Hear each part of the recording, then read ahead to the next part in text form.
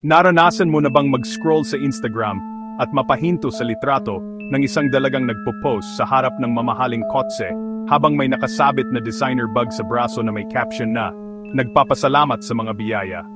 Pero heto ang tanong na walang nagtatanong, saan nga ba galing ang mga biyayang iyon? Sa Pilipinas, may nakatagong mundo sa likod ng kinang at ganda.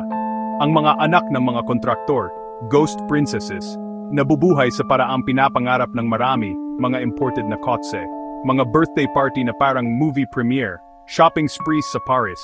Habang ipinagmamalaki nila ang yaman online, maraming Pilipino ang lumulusong sa binahang kalsada. Dahil sa bawat ghost project, kalsada tulay flood control, may bahay na itinayo, hindi kalsada. Isipin mo, 1 bilyong piso na para sa flood control ang naglaho. Sa social media, bagong mansyon, isa pang Hermes bag, isa pang biyahe sa Europe. Ang koneksyon, mga politiko at kontraktor na magkasabwat, inilalagay ang pera ng bayan diretso sa sariling bulsa.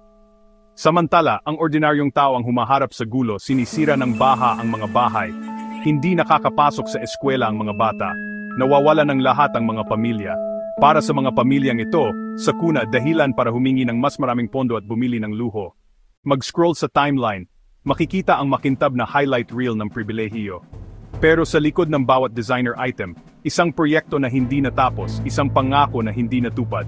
Kaya sa susunod na makita ka ng viral post na nagpapakita ng marangyang pamumuhay, tandaan, may tunay na kapalit ang luho na iyon. Mga kalsada na sana ay nakapagligtas ng buhay. Mga tulay na sana ay nakapagkonekta ng mga bayan. Pera na sana ay nakapagpatayo ng mas magandang kinabukasan para sa lahat. Para sa ating lahat, ang tanging namamana natin ay ang resulta. Binahang kalsada, sirang infrastruktura, at ang tanong na hindi nasasagot, sino nga ba talaga ang nakikinabang sa lahat ng perang ito? Ang totoo, ang mga ghost project ay nagtatayo ng mga mansyon, hindi kalsada. At hanggat patuloy ang siklo na ito, ang tunay na pag-unlad ay nananatiling hindi abot kamay para sa mga ordinaryong Pilipino. Panahon na para tumingin tayo lampas sa mga Instagram filter at makita ang totoong kuwento na nakatago sa harap ng ating mga mata.